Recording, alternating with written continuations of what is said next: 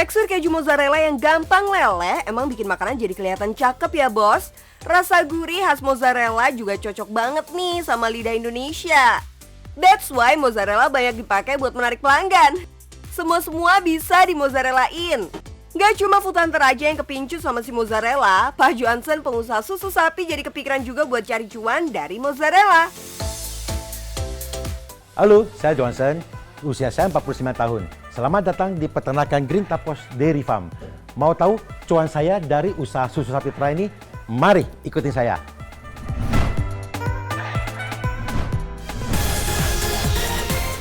Tahun nih bos, Pak Johansen terjun ke bisnis susu sapi.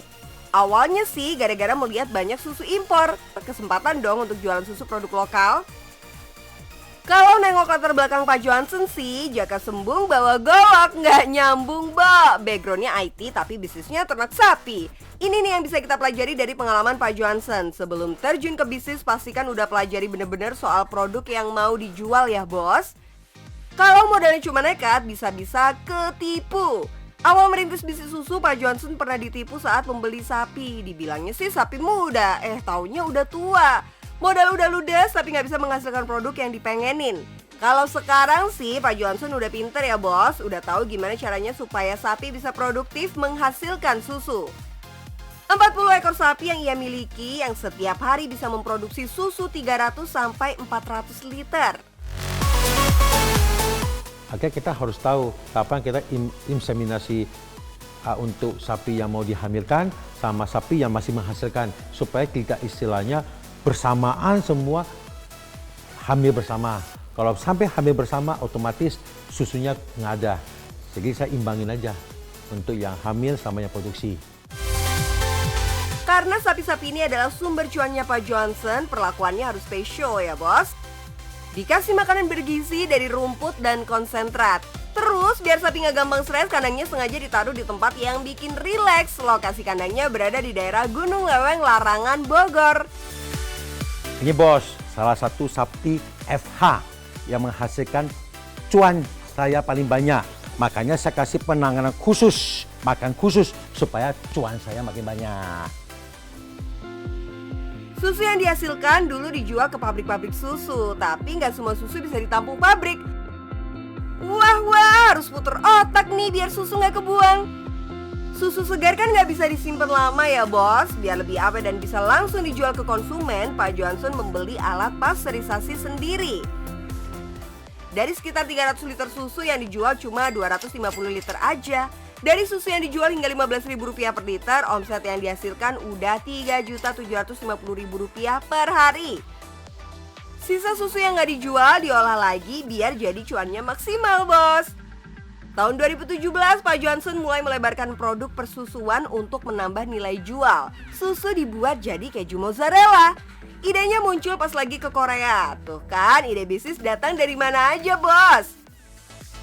Suatu saat ketika saya ada kesempatan saya main di Korea, saya melihat tetap produksi apapun itu semua pakai keju mozzarella dan berbagai macam mereknya. Dari situ terbesit ada sebuah ide, artinya itu bisa diterapkan di Indonesia suatu saat.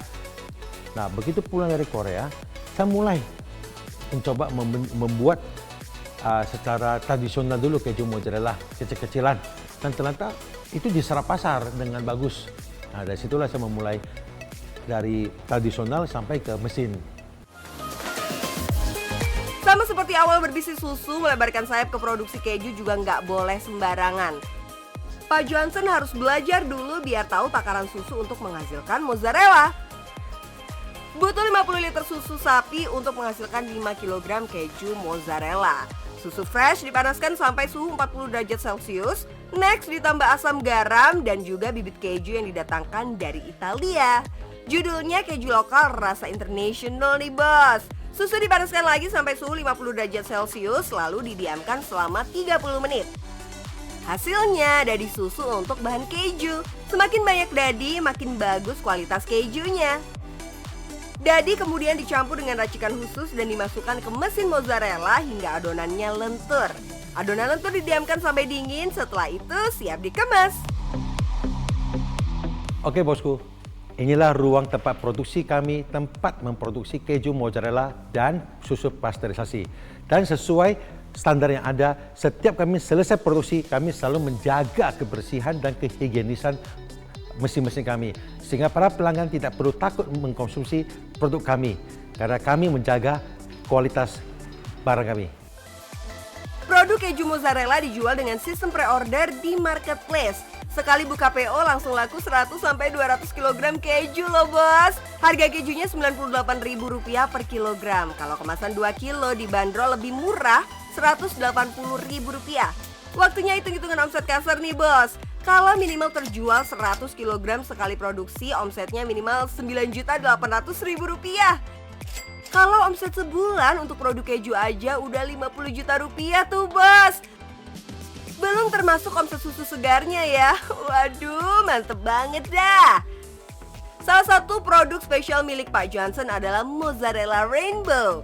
Kenapa spesial? Karena bikinnya makan waktu bos. Biar bisa berwarna kayak pelangi, satu persatu adonan harus dikasih warna. Emang agak ribet sih, tapi cuannya pasti lebih gede dong. Harga jualnya lebih mahal daripada mozzarella biasa, yaitu Rp135.000 per kilogram. Karena permintaan mozzarella nambah-nambah terus, Pak Johnson juga menampung susu sapi dari peternak sekitar. Namanya bisnis kan ada baiknya saling support ya bos, hitung-hitung bantu peternak lain. Susu sapi dari peternak lain dihargai lebih mahal daripada harga jual ke koperasi. Pengen ikut ngerasain cuan dari bisnis mozzarella? Pak Johnson punya tips nih, yang penting tekun dan fokus. Kalaupun gagal atau ketipu seperti pengalaman sebelumnya, ya coba lagi bos. Oke bos, udah lihat kan model bisnis usaha saya ini? Nah, untuk para pemula yang baru mau bisnis, kuncinya cuma satu. Jangan takut untuk mencoba. Yang penting cuan, cuan, cuan bos. Yang suka jajan, yuk merapat bos. Kalau ngomongin jajanan pasti kebayang berbagai macam camilan yang memanjakan lidah. Dan yang paling penting harganya pas di kantong dan rasanya bikin nagih. Tuh lihat, ada kue tiaw, mie goreng, nasi goreng, burger, sandwich, dan masih banyak lagi. Duh, jadi nggak sabar mencicipinya. Bikin ngiler nggak sih? Dan yang paling penting nih bos, semua jajanan ini harganya cuma goceng alias 5 ribuan saja. Masa iya? Daripada penasaran, yuk langsung kita kenalan sama pemiliknya. Halo bos, nama saya Ica, saya pemilik warung goceng. Mau tahu kan? Penasaran warung goceng seperti apa? Ayo ikut aku.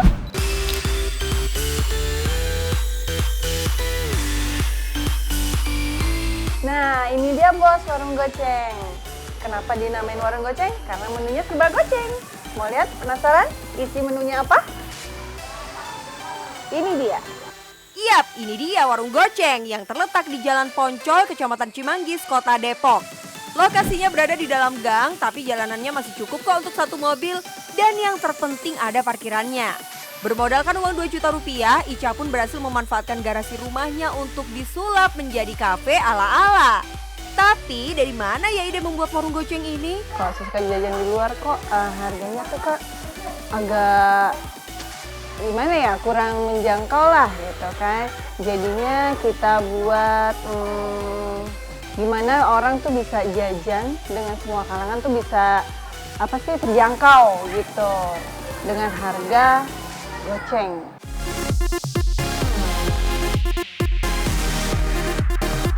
Berawal dari suka jajan, malah menghasilkan cuan. Ini nih yang namanya hobi menghasilkan. Oh iya bos, kata goceng dipilih bukan tanpa sebab ya. Ini salah satu strategi marketingnya Ica, supaya nama warungnya mudah diingat sama pelanggan. Tapi yang jadi pertanyaan, secuan apa sih bisnis gocengan ini? Alhamdulillah kakak, kalau nggak untung kita nggak jualan. Kalau nggak untung nggak terus warung gocengnya. Bener juga ya bos, kalau nggak ada cuannya nggak mungkin warung goceng ini bisa bertahan sampai 3 tahun, apalagi di situasi pandemi seperti ini. Berbeda dengan yang lain, warung milik Ica tetap bisa bertahan meskipun tidak menggunakan jasa online loh. Hal ini dikarenakan harga yang sangat terjangkau untuk semua kalangan. Satu lagi nih bos, yap benar, yaitu lokasi warung yang berada di pemukiman membuat warung milik Ica nggak pernah sepi pengunjung. Apalagi jam makan siang ya bos, dijamin kalian bakal susah dapat tempat duduk. Untuk pilihan menunya juga banyak banget bos, terdapat sekitar ratusan menu yang bisa kalian pilih. Tapi apa nggak repot ya kalau pas lagi banyak orderan tapi menunya beda-beda gitu? Enggak sih Kak, karena bahan-bahan kita tuh apa ya, mudah lah, mudah untuk diolah gitu. Apa ya kalau bahasanya ya, bingung saya. Dari bahan yang satu ke menu yang satu ke menu yang satu nyambung gitu loh Kak, bisa dipakai gitu loh, jadinya nggak terlalu apa ya, nggak terlalu ribet lah, enggak. Jadi udah jelas ya bos, menu banyak nggak masalah, asal bahan yang digunakan relatif mudah diolah dan bisa dipakai ke menu-menu lainnya. Dengan begitu kuantitinya bisa ditingkatkan supaya makin cuan. Dalam sehari warung Goceng bisa menjual 600 porsi makanan dan minumannya loh bos. Jadi kalau dihitung-hitung omset warung milik Ica ini sehari bisa mendapatkan kurang lebih 3 juta rupiah. Kalau dikalikan sebulan bisa kalian hitung sendiri ya bos. Ini nih yang namanya bisnis recehan tapi cuannya jutaan. Nggak heran deh kalau dulu cuma pakai garasi rumah orang tua, sekarang sudah sewa tempat yang lebih luas tuh. Oh iya bos, omset penjualannya makin naik berkat bantuan para konten kreator yang review warungnya. Kenaikannya sampai 50% loh. Jadi di era digital seperti sekarang, kekuatan sosmed memang sangat berpengaruh ya bos. Tinggal kalian saja yang cermat bikin strateginya sehingga pas sama sasaran. Untuk nge-grab pelanggannya, Ica nggak sungkan untuk turun langsung melayani para tamu yang datang ke warungnya. Bahkan sebagian menunya datang dari usulan pelanggan loh bos. Untuk memuaskan para pelanggannya, Ica berinovasi dengan mengeluarkan menu baru, double goceng seperti beef teriyaki, steak dan nasi goreng ayam. Dan rencananya Ica pun bakal melebarkan sayapnya dengan membuka kemitraan tuh bos. Waduh, makin cuan gede. Duh, menarik kan? Oke, gimana? Tertarik sama bisnis warung Goceng? Boleh, yang penting ada kemauan dan keberanian. Yang penting cuan bos. Halo ayah bunda, siapa di sini kalau anaknya rewel langsung dikasih gadget? Hati-hati loh, dampak negatifnya banyak sekali. Mending dikasih mainan edukasi aja.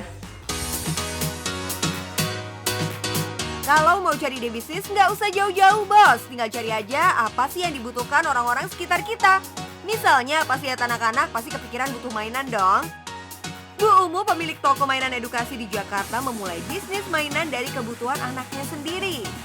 Haula Toys itu awal banget itu ketika saya baru menikah, tidak mengerti cara mendidik anak.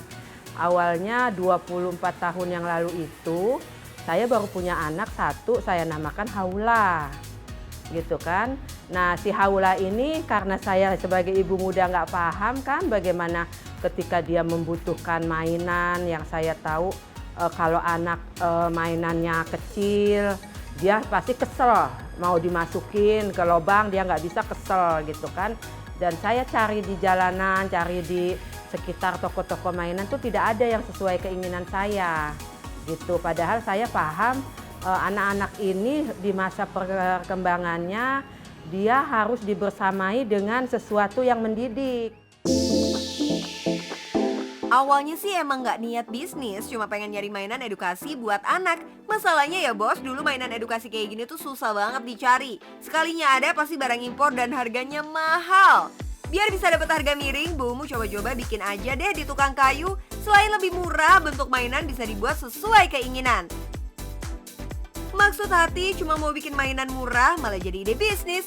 Siapa yang nyangka bos, bisnis mainan edukasi Bu Umu masih bertahan sampai sekarang setelah berdiri selama 24 tahun.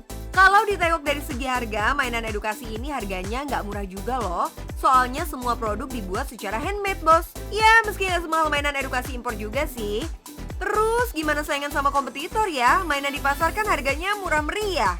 Ini nih yang butuh strategi. Gimana caranya jual mainan yang target marketnya nggak sembarangan? Saat itu mainan Haula karena dibuatnya pakai handmade, tukang kayu kan, masih home industry gitu kan. Harga pun masih lumayan orang-orang tertentu saja yang beli gitu ya, yang mengenal. Makanya saya menjualnya itu di sana di Pasar Lapak Senayan. Kalau pagi tuh kan dulu ada ya Sabtu Minggu. Nah situ tuh saya ketemu pasar gitu ya.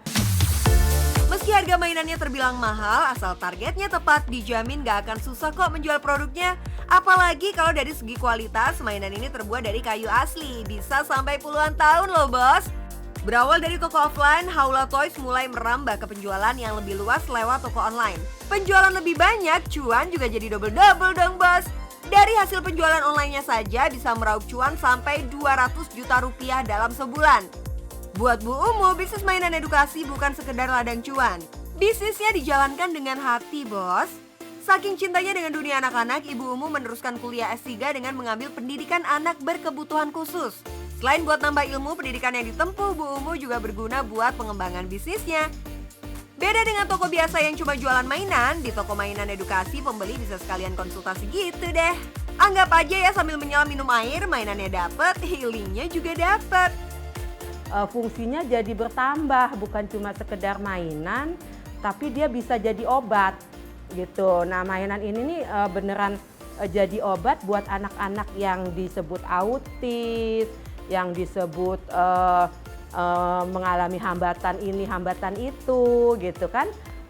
Dan itu saya pahami sekarang, ternyata saat saya mulai lagi kuliah di S3, pendidikan anak kebutuhan khusus, ternyata memang mainan ini nih beneran obat, kepake banget. Contohnya dari kecil begitu anak lahir, ketika kita ajak ngomong matanya nggak natap nih, kan anak itu mulai sekitar 6 bulan udah mulai melihat ya. Tapi ternyata dia nggak merespon ketika kita lihat. Kita bisa menggunakan warna-warni mainan. Hitam putih yang beneran kontras, hitam putih gitu. Jadi dia langsung merespon atau enggak. Tuh, catat ya bos, ilmu dari Bu Umu. Kalau punya produk pastikan ada nilai lain yang bisa didapat pelanggan. Jadi mainan gak sekedar bisa dimainin, tapi punya manfaat buat melatih panca indera. Di samping menjual produk, ia selalu mengedukasi pembeli kalau mainan edukasi tuh penting banget buat tumbuh kembang anak. Mainan ini kalau salah ngasih ya, salah ngasih aja, dia fungsinya akan berbeda. Kita ada punya mainan namanya balok. Balok itu ada ukuran presisi gitu ya, ada ukuran setengah dipotong 2 gitu. Itu mengajarkan tentang bagaimana dia berpikir kognitifnya, otaknya untuk setengah bagi 2 jadinya gimana gitu. Tapi kalau dia misalkan nggak dijelaskan, mainan itu cuma bentuknya kayu, diambil dilempar. Mainnya tetap harus didampingi orang tua ya bos. Percuma aja dong mainannya edukatif tapi nggak ada kedekatan sama orang tua. Sekalian pesen juga nih buat yang sibuk berbisnis atau baru mulai bisnis. Tetap main sama anak sesibuk apapun. Walaupun motonya ya tetap, yang penting cuan bos.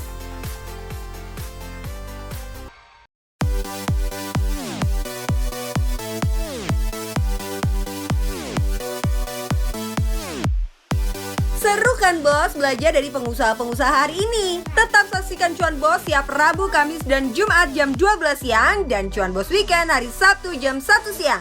Bisnis berkah dan yang penting cuan bos.